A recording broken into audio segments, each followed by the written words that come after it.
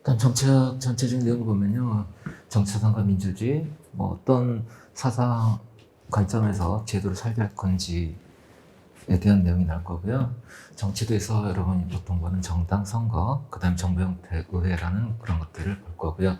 그다음에 국가시장 시민사회라는 주제가 있고, 기타 정책 이론 이슈, 그다음에 국제정치 이렇게 나눌 수 있는데요. 뭐 대학에서는 비교정치, 한국정치, 국제정치, 정치사상 이렇게 네 가지로 크게 분류하고 있어요. 비교정치에서 우리가 보게 된 이쪽 부분을 보게 되는데, 시험엔 세 문제가 나오죠. 보통 이렇게 먹는다면 한 문제, 한 문제, 한 문제 이렇게 보시면 될 것 같아요. 근데 국제정치 문제가 많이 나올 때가 있고, 그다음 민주주의 문제가 많이 나올 때가 있고, 근데 민주주의 쪽은 거의 한 문제씩 나오다가 한동안 또 안 나왔다가 또 최근에 또 출제되고 있고요. 그래서 시험 문제라는 게 럭비공과 똑같아가지고 어디로 튈지 모른다. 그래서 우리가 보는 시험에서 출제되면 중요한 문제고 안 나오면 중요한 문제가 아닌데 그걸 알 수가 없잖아요. 그죠? 수험생의 가장 큰 불안감이고 어디서 나올지 모르겠다라는 건데, 그냥 일단 기본적으로 강약 조절하시면서 좀 출제 빈도수가 높은 주제, 그다음에 낮은 주제 이렇게 설정하시면 되겠고, 대부분 최근 10년 동안 정치제도 쪽에서 한 문제는 꼭 나왔었어요. 근데 작년인가요? 한 문제도 안 나왔었죠. 그래서 그런 부분이 있긴 하지만 그래도 일단 중요한 주제는 꼭 챙겨가기로 하고요.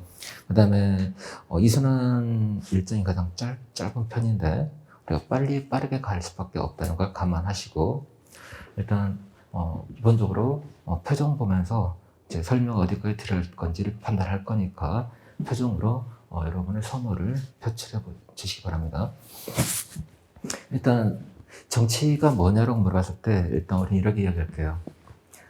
자, 사회를 보면 우리가 클리비지라고 할 때 사회적 균열, 정적 균열이라고 부르는데, 집단으로 일단 갈등하고 서로 상호작용하는 집단들을 구획할 수 있을 때, 그 다음에 이게 지속성을 띌 때, 그리고 정치 세력화 됐을 때 이거를 정치적 균열, 클리비지라고 불러요.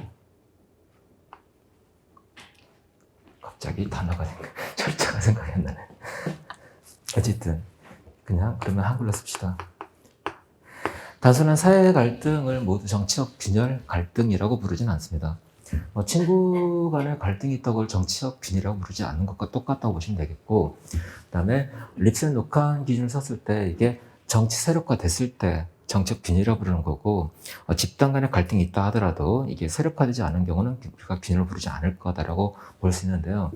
최근 들어서 미국 같으면 트럼프 등장 이후에 미국이 완전히 두 개로 완전히 갈라졌거든요. 최근 한국도 마찬가지. 그래서 이념균열로 가면서 소위 좌우 혹은 진보 보수로 완전히 쫙 갈려져 있어요. 물론 그 의료보험 개혁에 대해서는 어제인가요? 여론조사 결과 보니까 반대가 79, 찬성이 10 정도 그래 나오더라고요. 교육개혁에 대해서는 반대가 70인가? 그 정도 나오고, 노동 문제에 대해서는 47대 46 대충. 그래서 여러분이 이제 이게 내게 비용 부담이 된다고 판단되면은 반대쪽이 커지는데, 자신의 비용과 무관하고 판단됐을 때 한국 사회는 대부분 보면 반반으로 완전히 갈려져 있는 그런 모습 보이는데, 지난 대선 때 나타났던 48대 48 정도, 0.9% 차이로 일단 윤석열 대통령이 당선됐죠. 그렇게 완전히 이념 균열로 갈려져 있습니다. 하지만 존재하는 갈등 균열 또한 존재하죠. 그러니까 존재한다. 동방법이네. 예를 들어서 젠더 갈등, 새롭게 부각되는 갈등이 하나가 될 거고, 세대라든지 이념 외 계급, 지역 균열은 최근에 이야기가 거의 안 나오는 편이고요. 그래서 한국 사회 또한 이런 갈등 균열이 존재한다. 그러면 이런 갈등이 존재할 때 이 갈등을 어떻게 통합하는가? 정치의 과제라 볼 수 있어요. 그러면 공적 결정을 통해서 사회에 존재하는 갈등 균열을 조정 혹은 통합하는 과정이라고 우리는 일단 정치를 이렇게 정의할 거예요. 데이비스턴이 가치의 권위적 배분이라고 말했을 때 서구사의 갈등은 주로 분배를 둘러싼 갈등이었어요. 가치를 어떻게 배분할 거냐. 이에 대한 갈등이었고, 자, 권위적 배분이라 했을 때 이 공적 결정이 집단들에게 정당하다고 수용됐을 때 수능을 확보할 수 있겠죠. 쉐버르스키라는 학자는 수능이라는 단어를 꽤 강조하는데, 자, 그러면 수능하는 건 언제일까? 이건 공적 결정의 정당성이 인정됐을 때, 정당화된 권력을 우리가 권위라고 부른다면, 가치의 권위적 배분이라고 하는 건 방금 말했던 이런 의미의 정치의 본질을 반영하는 거라고 이해할 수 있겠네요. 헤럴드 라셀은 정치를 정의할 때 후계수와 누가 무엇을 얻는가의 문제로 정의합니다. 결국은 공적 결정이 5천만 명 모두를 만족시킬 수 없다는, 누구에게 이익이 되고 누구에게 손해가 될 텐데 결국 누가 이익을 얻는가, who, guess what, how, when 이라고 표현하게 되는데요. 그래서 우리가 헤럴드 라셀적이나 이스턴의 정의가 의미는 달라요. 우리는 대학원 갈 거 아니니까 이런 맥락에서 우리는 두 학자의 정의를 이해할 수 있겠다. 그래서 일단 정치를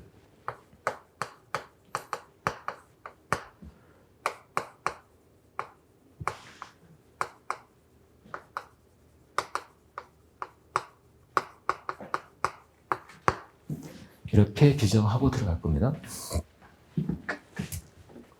그럼 공적 결정을 누가 하는가, 누가 권력을 갖는가라는 문제랑 거의 유사하다고 본다면, 그래서 정치 권력 문제, 권력, 권위에 대한 이야기를 할 거고요.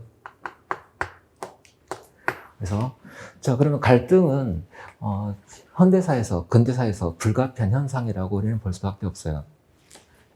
한국 사회는, 자, 이론 사회가 아니라 다원 사회거든요. 어떤 삶이 좋은 삶인가, 롤스식으로 표현을 사용한다면 어떤 삶이 좋은 삶인가에 대한 합의된, 공유된 규범이, 세계관이, 철학이 붕괴된 가치다원사의 하브마스식으로 표현한다면, 혹은 자, 플러럴티, 리즈너블 플러럴티, 합당한 다원적 상황. 그래서 일단 우리는 갈등, 이거는 사회의 독성, 다원성으로 인해서 불가피한 현상이라고 봅시다. 선거 끝나면 최근에도 여전히 국론 통합을 얘기합니다.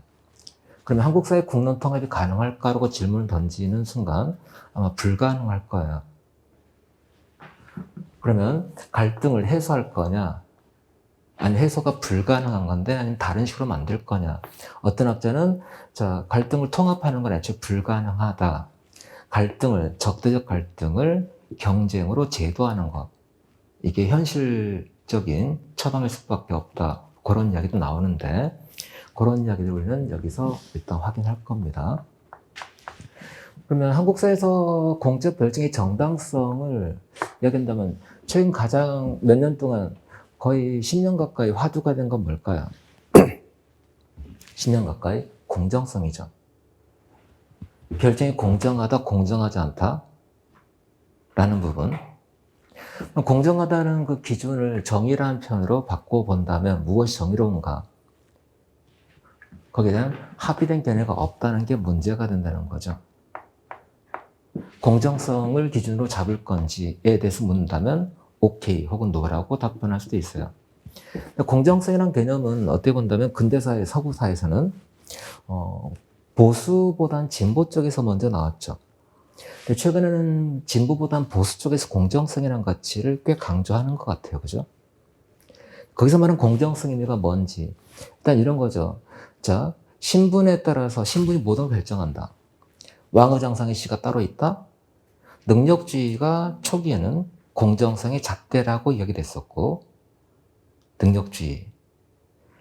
근데 능력주의라는 것도 여러분 개인의 능력일까라고 질문한다면, 김병 교수는 이런 비유를 해요.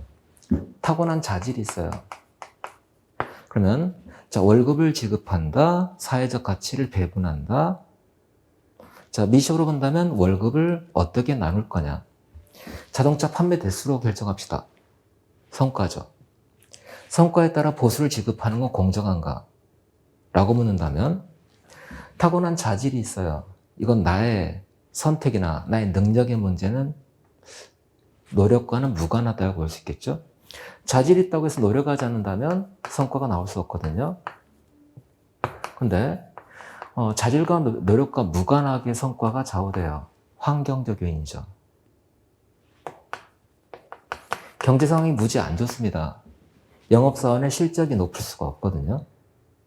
그러면 어떤 기준으로 보수를 지급할까? 그 어느 것도 공정성을 충족할 수 없다는 결론이 나옵니다. 자, 자질과 노력 사이에 뭐가 있을까요? 부모의 부의 크기가 교육의 정도를 결정한다면 자질을 실질적인 그 업무 관련 능력으로 전환시키는 건 교육받는 사람, 받는 수 있는 기회가 있는 사람과 없는 사람 차이가 있겠죠. 결국은 개인의 노력과 능력과 무관한 것에서 보수가 결정된다는 이야기가 나오는데 과연 공정하다고 말할 수 있는 보수 기준이 있을까? 라고 한다면 어쨌든 그런 이야기도 들어있어요.